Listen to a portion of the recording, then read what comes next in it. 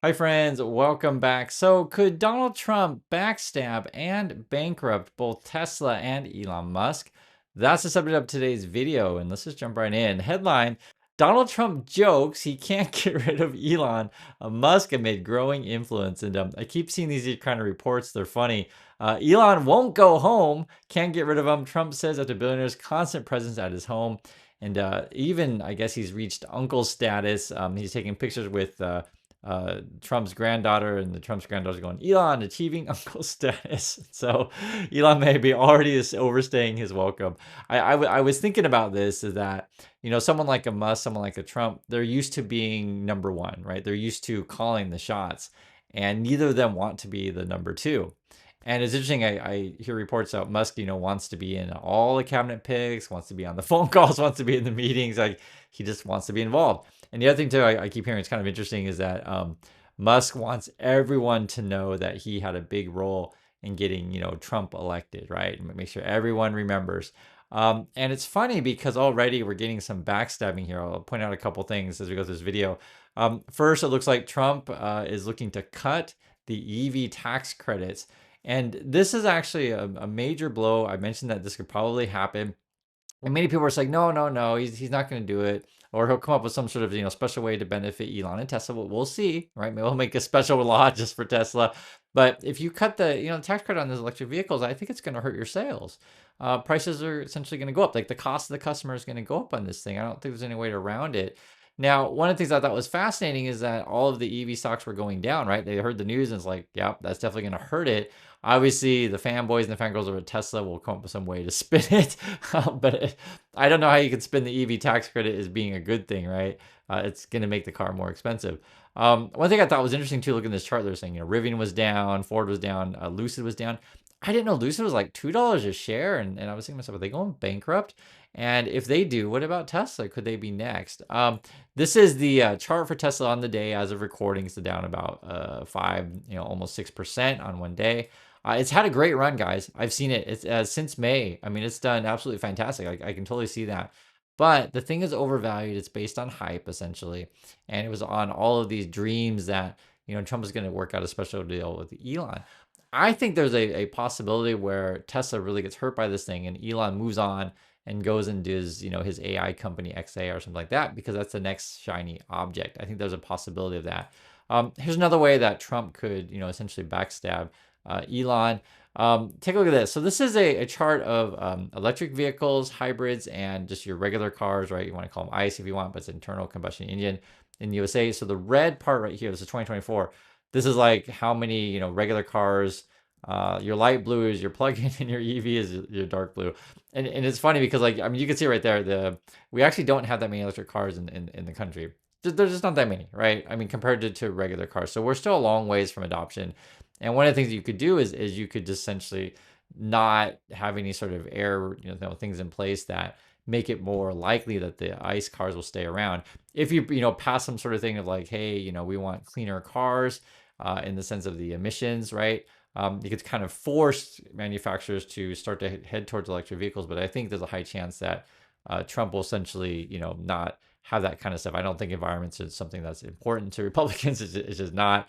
They don't believe in climate change, and so there's a couple ways, right? So get rid of the EV tax credits. Forget about any kind of emission standards, that kind of stuff. That'll hurt Musk and Tesla.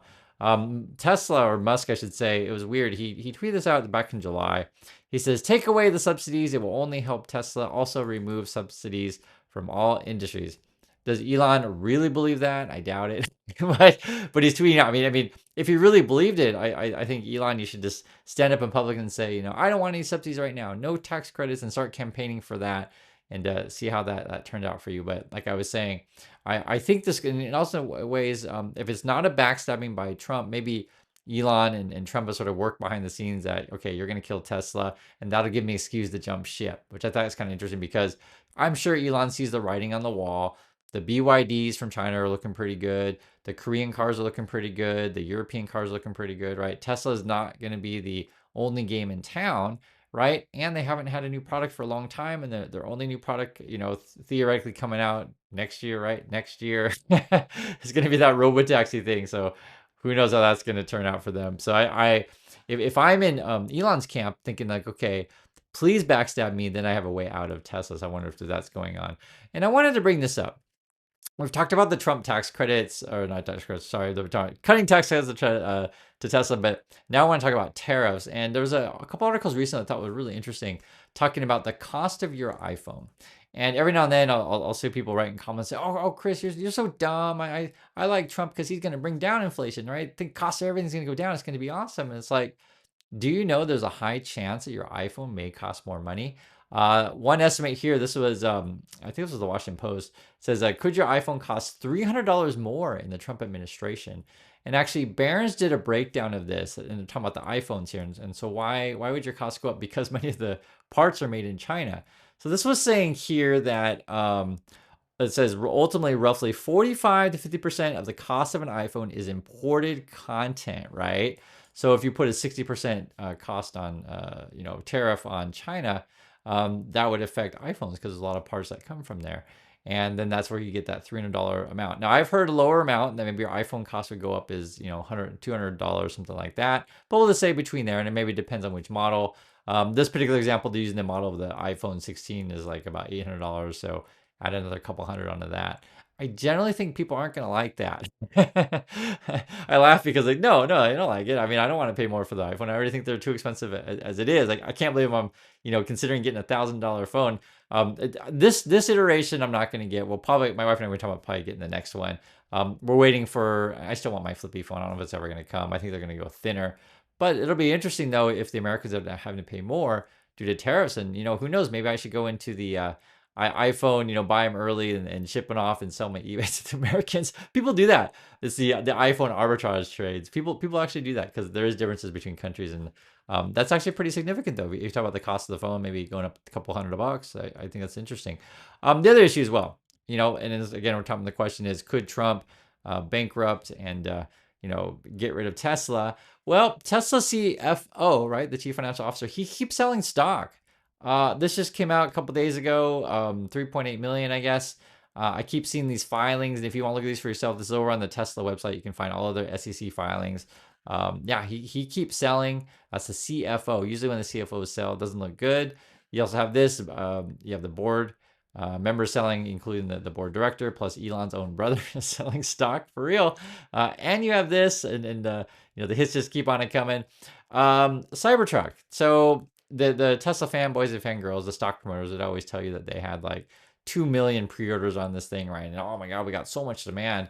So I guess already they've ran through their whole list, because people can cancel, they can, because the pre-order was always kind of silly. It was like you put down $100 and you're not obligated to buy anything, right? So you put down $100 and then that was just a way for Tesla to keep your money and get interest on that.